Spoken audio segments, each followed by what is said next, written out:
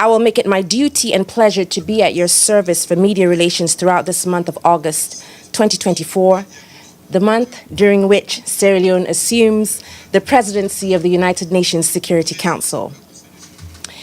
Before handing over to His Excellency Ambassador Dr. Michael Imran Kanu, Permanent Representative of Sierra Leone to the United Nations in New York and President of the United Nations Security Council for this month, I'd like to remind all of those who will ask questions to kindly introduce themselves and identify their media organization. To all those in this room, but also to all those monitoring this press briefing from UN Web TV, a very warm welcome to all. Without further ado, I now have the honor to cede the floor to Ambassador Kanu. Mr. President, the floor is yours. Thank you, Nikki. Good afternoon, members of the press, ladies and gentlemen. Firstly, I must say it's good to be in the room. I see it on TV all the time, following your engagement, and so it's good to be in your presence, and thank you really for honoring our invitation to be in this press conference. As President of the United Nations Security Council for August 2024, I am pleased to present the Council's program of work for the month. But before going to the program of work itself, allow me to say a few words in my national capacity.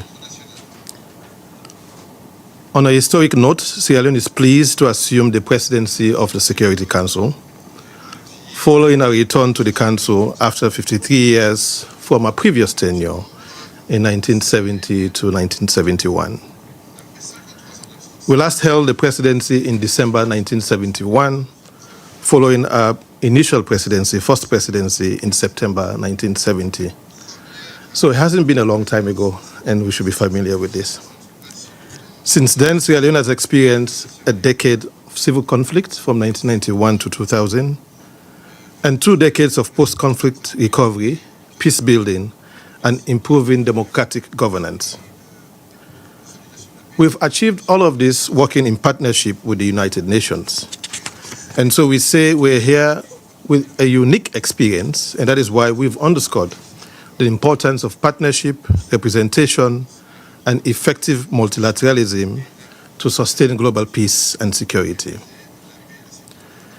It was only on 26 March 2014, in its 7,148th meeting, that the Council last met on the situation in Sierra Leone.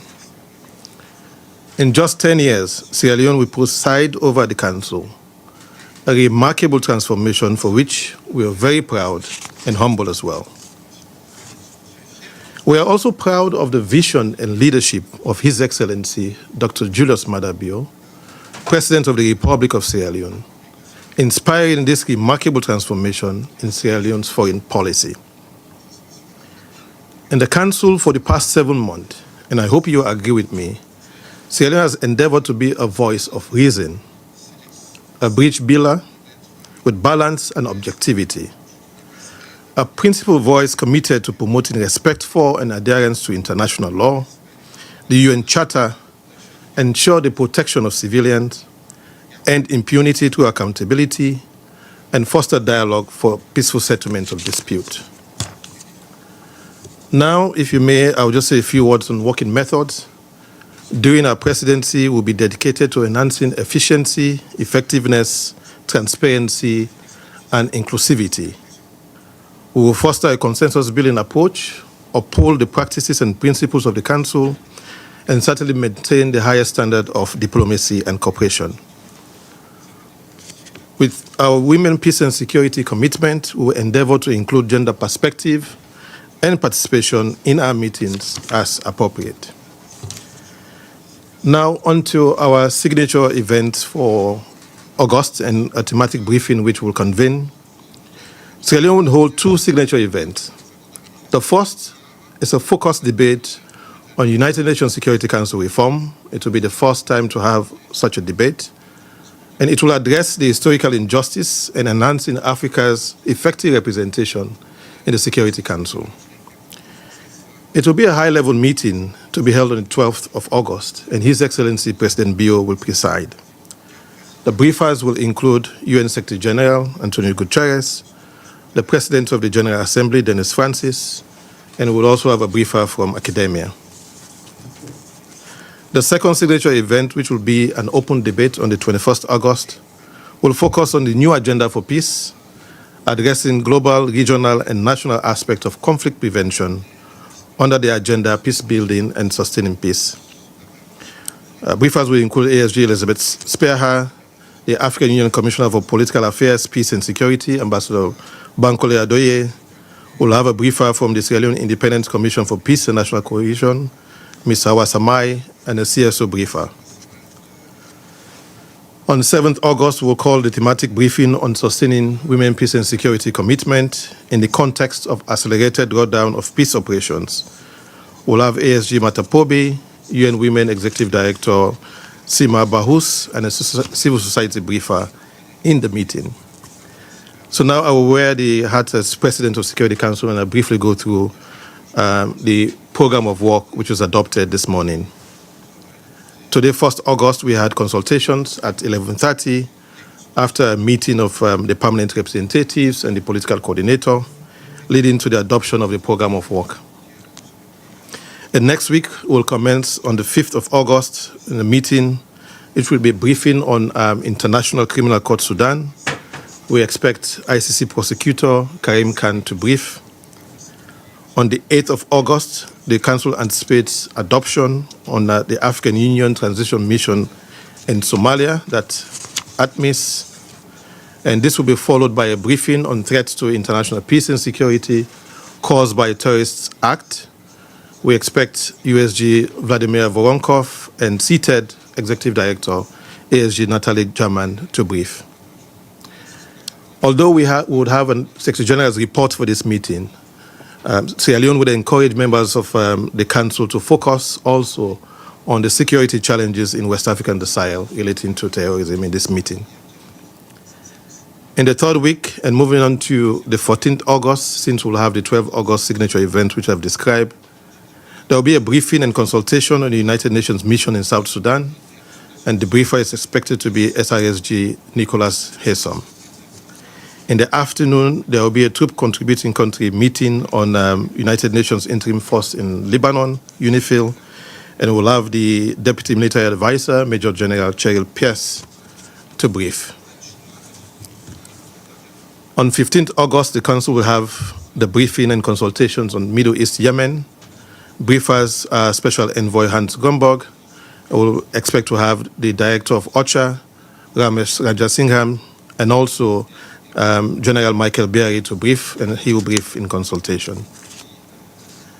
In the 4th week of August, the Council will hold consultations on the United Nations Interim Force in Lebanon, UNIFIL, on 19th August, and ASG Khalid Kiari is expected to brief.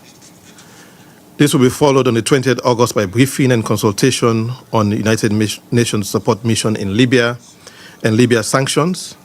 OIC DRSSG Stephanie Corey and the chair of the 1970 committee are expected to brief. And on 22nd August, the Council will have the monthly briefing and consultation on Middle East Palestine question. And we expect Special Coordinator Tom Wennesland to brief. In the final week, on 28th August, the Council will hold a briefing and consultation on Middle East, Syria. Special Envoy Greg Peterson will brief, and another briefer for OCHA is expected. On the 29th of August, the Council anticipates adoption on UNIFIL, and this will be followed by consultation on the 1718 committee. That's the Democratic People's Republic of Korea, and the chair of the 1718 committee will brief. We'll have the monthly wrap-up session on 30th August. As you may have appreciated, there are issues which have not been indicated on the program of work, but for which the Council may be called upon to pay attention to. And of course, I'll be happy to engage on those. We'd also expect adoption on UNOCA, that's the United Nations Regional Office for Central Africa, and the continuing negotiations on the requests by the Democratic Republic of Congo and SADC in relation to SAMI DRC. I should note that in the final week, the Presidency has taken note of the invitation of the government of Switzerland to Council members to commemorate the 75th anniversary of the Geneva Conventions, and this will take place in Geneva on the 26th August. The work of the Council will continue, but of course we accommodated the initiative, and of course we look forward to the participation of Council members in the important commemoration. In the month of August, it is busy with many mandated meetings, but we look forward to having a productive month, and we'll appreciate certainly the cooperation of members, and we look forward to engaging with the members of the Security Council as well. The Presidency will be guided by the decisions of the Council, and let me use this opportunity to really sincerely express our gratitude and support to the Secretariat, particularly SCAD, for their support. You've heard from Nikki already, our spokesperson. I'm sure you know her very well, and she'll be available to you to engage with you and answer some of the questions that you may have. This is unorthodox, but let me also use this opportunity to really thank my dedicated team of staff in the mission for their excellent work leading to this presidency. I'm happy to answer questions that you may have. Thank you so much.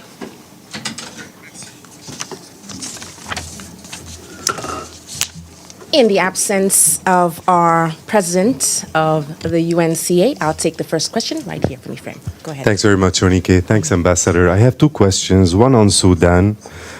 When you look at Sudan and the way the war is evolving over there, and in the light of what you just said in your introduction about Sierra Leone having gone through this kind of conflict and also witnessed transformation in the past 10 years, what is it that of your experience that you bring into this conflict, and how are you going to highlight it in the Security Council? I also have another question on Security Council reforms. We've seen throughout the past couple of years Kuwait and Austria leading the debate on that. We've seen a lot of televised debates that offered a lot of food for thought on these reforms, but we haven't really seen any actual progress in real life regarding those reforms. And looking at the Pact of the Future, that the draft we just read, I know it's not the final draft yet, but apparently Security Council reforms occupy just a small paragraph, and I think all we're going to get is an office at the UN to talk about it more. So how do you plan to highlight this issue more, and also is there a way, is there a vision that you have to towards concrete results regarding this issue? Thank you. Afram Kosaifi with Arab News. Thank you. Ambassador, would you like to go straight to answer, and then we'll go to the next question? Yes, I think it would be important to answer the questions and then as they come. Thank you so much for the question on Sudan. Certainly we'll have the meeting on ICC Sudan, which is focused on the Security Council referral. But the first question on Sierra Leone's experience. In the introductory remarks, I said that we went through a period of a decade of civil conflict, and this was followed by 2 decades of peace building and certainly improving democratic governance. Sierra Leone is seen as a success story in terms of the partnership with the Security Council and the UN in resolving our conflicts. But there are many aspects and some similarities with Sudan. So firstly, in terms of resolution of conflict, I think the importance is to stress the need for dialogue, the application of the UN Charter. When our own situation was really dire, at some point in time, it took the dedicated focus of the leadership to call for talks, to engage with then the leader of the rebel faction. Incidentally, it was then President Buyo, who was also head of state at the moment. And that was significant because in every successful peace resolution scenario, you need the process, cessation of hostility, and you need the dialogue to keep that going. You also have to address the humanitarian crisis. We had a situation where in Sudan now potentially there's famine. And so having the requisite support and humanitarian access is critical. You have to look at the other component of the crisis as well. So humanitarian, you have to look at the question of impunity, accountability. We had, again, a model transitional justice process of truth-telling and accountability. So we'll bring all of that experience to bear. And Sudan is a concern, but we'll be also very supportive to resolve the conflict and then continue on the peace-building phase. With respect to Security Council reform, of course, this is a priority. It's one of the 8 priorities going into the Council. Sierra Leone holds the high responsibility of leading the African Union Committee of 10 as coordinator on the reform of Security Council. The negotiations on Security Council reform takes place at the UN General Assembly, and so we'll have the first debate on the issue in the Security Council. It's unprecedented, and it's really to elevate the discussion. The discussion in the General Assembly has gone on for a while. But to answer your question on the Summit of the Future, Pact of the Future declaration, I think what you have now in the text that has been circulated is a placement. There is substantive text and negotiation ongoing being led by the co-chairs. And some of the important demands made by the African group, I think, have been reflected in that text. And we will hope that that also will be reflected in the final declaration, because it speaks to rectifying the historical injustice, so mirroring what we'll have in the debate for Africa to be treated as a special case and for Africa to be prioritized. And I think it will be significant for the heads of state and government to make that declaration in the Summit of the Future. Thank you again. Thank you. Another question? I think somebody had their hand up in the middle. Yeah, go ahead, Amelie. Thank you. Amélie Botelier from AFP News Agency. On the Middle East and the escalation of the tension, I mean, there's on the program, there's the usual monthly meeting on the Palestinian question, but do you foresee any other meeting before that, considering the situation is getting more and more tense? Thank you. As President of the Council, I would say, and thank you, Amelie. As President of the Council, I would say that we have already in the program of work the monthly meeting. And in the engagement this morning, of course, Council members, and including yesterday's meeting, Council members have expressed concern given the situation in the Middle East. What I can say is that we're committed to call for a meeting if it's requested by member states. It's an important issue, and so we'll continue to pay the necessary attention that is required. Thank you, Mr. Ambassador. My name is Abdul Hamid Sayam from the Arabic daily Al-Quds Al-Arabi. First, I want to ask you about your opinion on the ICJ legal opinion about the Israeli occupation in the occupied Palestinian territory. The ICJ said it's illegal, it should be ended, settlers should be evacuated. Israel has no sovereignty over the occupied territories, so the concept of self-defense does not apply in the West Bank. Does the Palestinian people have the right to resist occupation the way many of your African countries, including yourself, fought colonialist and foreign domination and foreign intervention? Thank you. I will answer your question. Thank you, Abdulhamid. I will answer your question using the hat of the President of the Security Council to say that if there is a request for engagement on the advisory opinion of the International Court of Justice, of course, based on the rules, we'll be open to ensuring that we allow member states to proceed as requested. And in the national capacity, in terms of the importance of the advisory opinion, I will not give you a legal opinion now. I think the International Court of Justice has clearly laid out their view on the issue.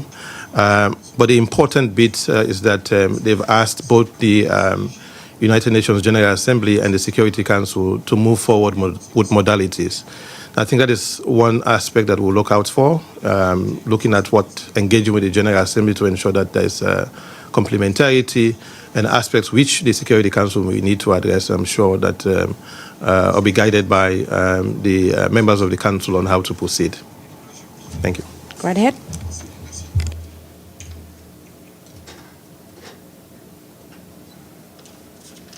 Sorry. Thank you, Nikki. Hi, Ambassador. Carrie Naughton from Le Monde and RFI, Radio France Internationale.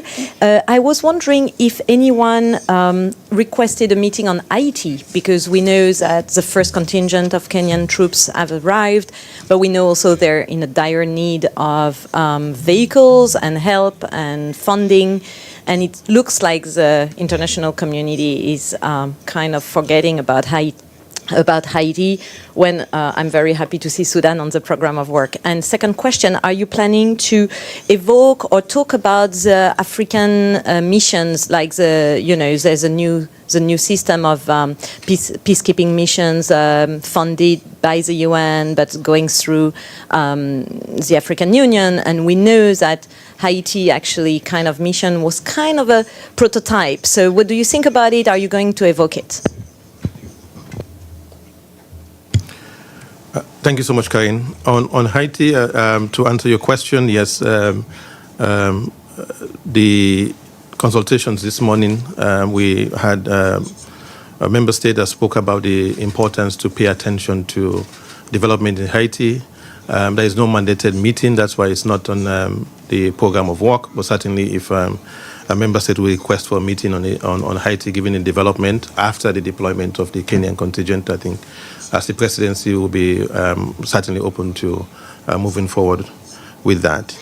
On the question of African missions and relating to funding, I think you are really asking a question on Resolution 2719, which is important.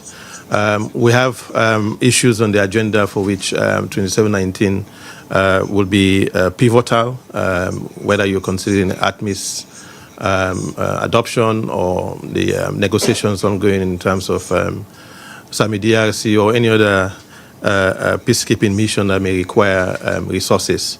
I think the resolution was adopted simply to provide the opportunity for the Council to look into 2719 if it's applicable in the context.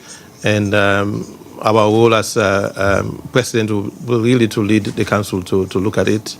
If I should look at the issue from an A3 plus perspective, as a member of the A3 plus, certainly I think it is important for 2719 to be fully utilized to address some of the challenges we have in the continent.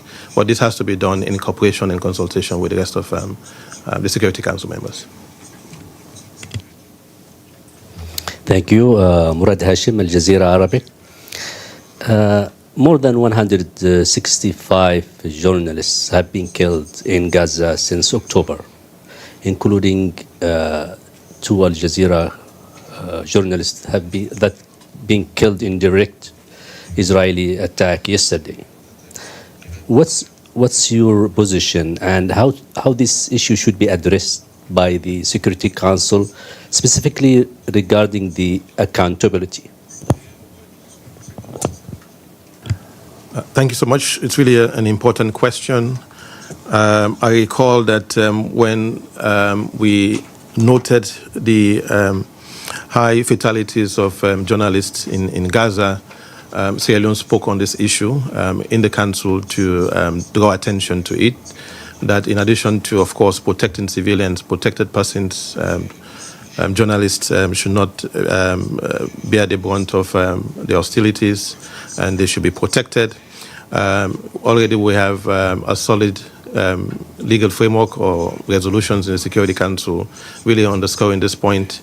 And so your question on accountability would be important to ensure that if protected persons are not protected, as it were, under international law, then there has to be a follow-through. What we can do, and I'm answering this in my national capacity, by the way, what we can do as council members is continue to amplify and highlight the importance for the protections of humanitarian workers and those who are protected under conflict situation, journalists, and this could also include the plight of human rights defenders and those who are offering assistance to civilians in difficult circumstances. And I hope eventually accountability will set in to forestall the continuation of such activities. Thank you for your briefing. My name is Yu from Kyoto News, Japanese news agency. So I have 2 questions about your signature event.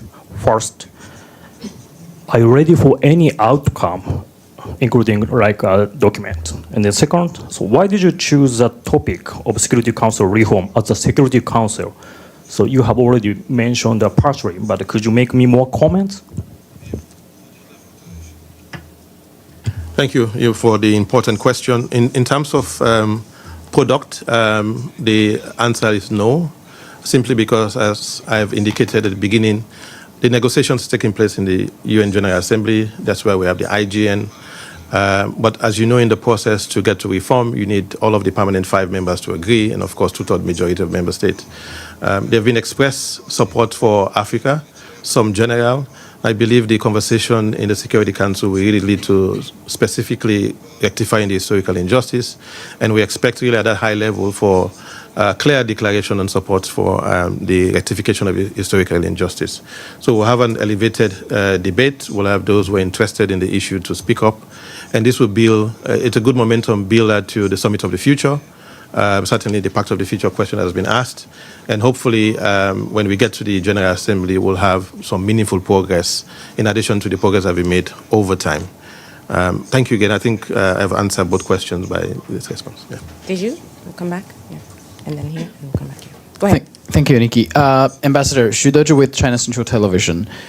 You've been in the Security Council for a couple of months. So from your national capacity, what do you think is now the biggest problem with the Council? And some people commented, they said the Security Council is one of the most important institutions here to maintain international peace and security.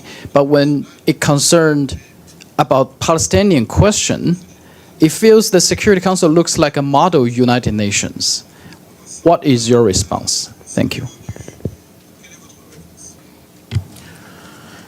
In my national capacity, thank you. I think the situation which you've described has given the opportunity for Council members to really show the various characteristics or features which reflect our current world.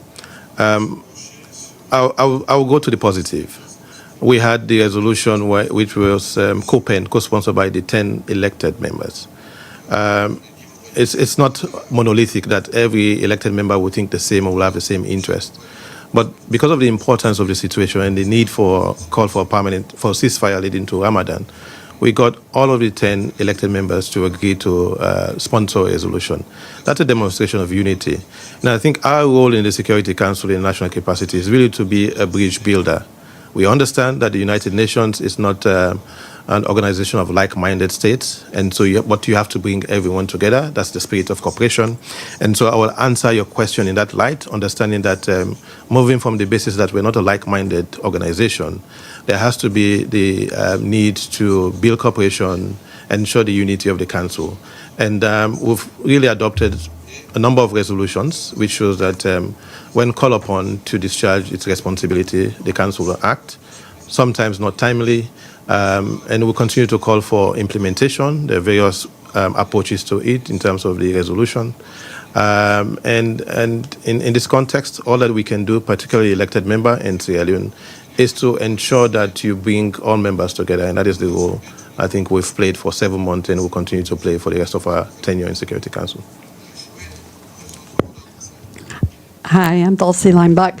I had a couple of questions. One was back on the ICJ rulings in May. South Africa's ambassador came to the Security Council to deliver all the documentation related to the ICJ rulings for occupied Palestine and Israel, the rulings from January, March, and May, to effectively get the Council to start enforcing those rulings, given that that's the Council's job. So what has it been doing in that regard?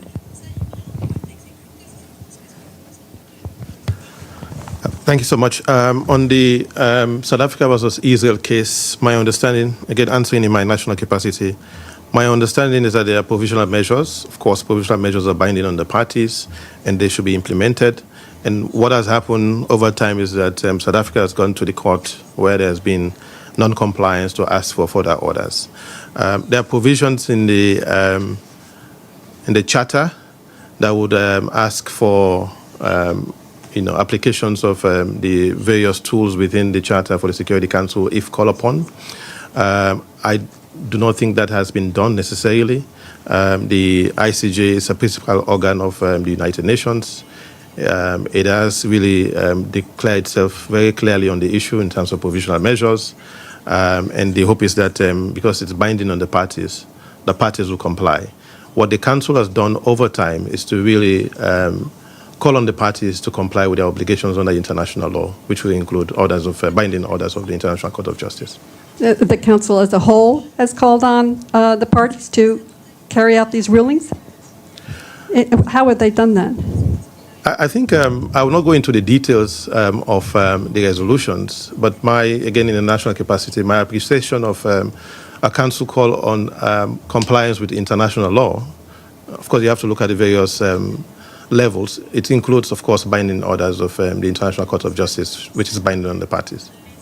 Can I ask one more question about the quest for an African permanent seat? So do you anticipate a big announcement at UNGA in September regarding this request or this demand? Thanks. Thank you. I think that's another important question. So the step-by-step approach, firstly, we'll have the debate on the 12th. We're looking forward to a very successful debate with clear views on rectifying the historical injustice. Second will be a summit of the future, where we'll have in the declaration this language on rectifying the historical injustice, prioritizing Africa and treating Africa as a special case. Post the summit of the future, which is part of UNGA, we had a ministerial meeting in Algeria, that is the African Union Committee of 10 on Security Council reform. And of course, we've been asked to engage in an enhanced way in the intergovernmental negotiations, including the submission of an African model. The belief is that there will be sufficient momentum to really move this issue, which is needed.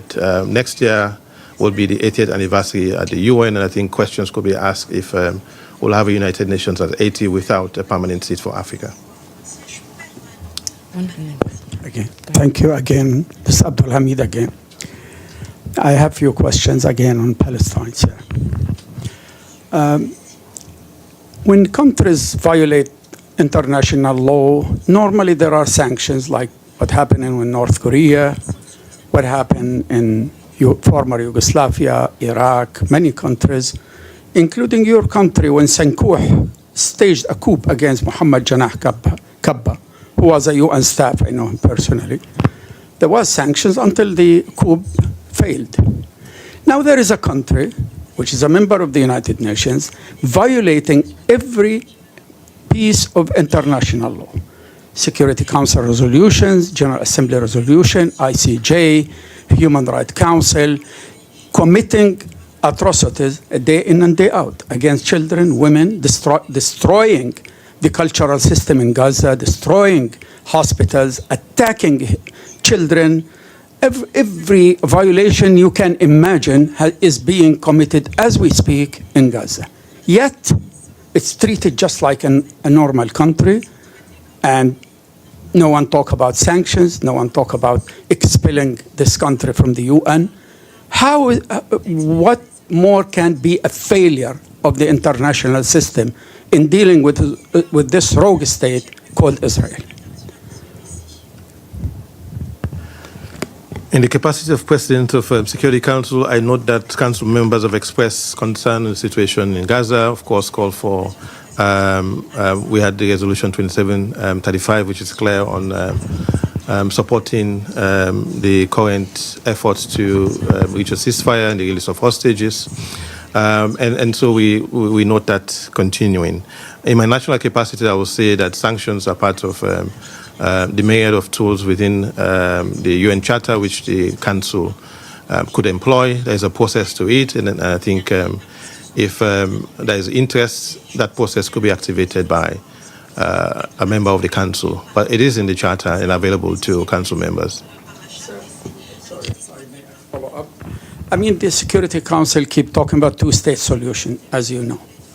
The Israeli Knesset voted recently. They will prevent any the establishment of a state in Palestine. They voted. So they said it will be a terrorist state if it's established. So talking about two-state solution, is it possible? Is it viable? Do you think there is any chance to establish a independent, viable, contiguous Palestinian state? Thank you. I can only answer that in my national capacity. And I will refer you to the ICJ opinion, I think, which was very authoritative on self-determination and the two-state solution. Oh, thank you, Ambassador. My name is Sinan. I'm with Rwanda Media Network, and wishing you best of the luck for the month.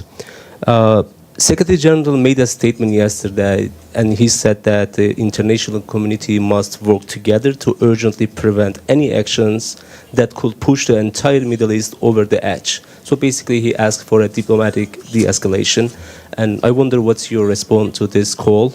And in addition, Iran has been talking about a retaliation against Israel, and also if you have a comment on that. Thank you. Thank you so much for the question and the kind words. We had a meeting of the council yesterday, and I think from the secretariat perspective, USG was Marie De Carlo briefed, and we heard from council members and those who were invited to participate. I think the overall, there's concern in terms of possibility of escalation, but there's been call for restraint, and I think we can only offer support to the words of the Secretary General, given the situation now in the Middle East. But I can only say that council members are concerned, and of course will continue to pay attention to this issue. Are there any other questions? Thank you, Ambassador Kanu, and I thank the United Nations Correspondents Association and its reporters and all of you who have attended this briefing this afternoon. We will have a transcript of Ambassador Kanu's remarks available. If you would like a copy, we also have copies of the media note that we sent to some of you via email, also available. And so if you are interested in picking up a copy, you can do so from my colleague in the back as you're exiting. Thank you very much for coming this afternoon, and we'll see you some more throughout the month.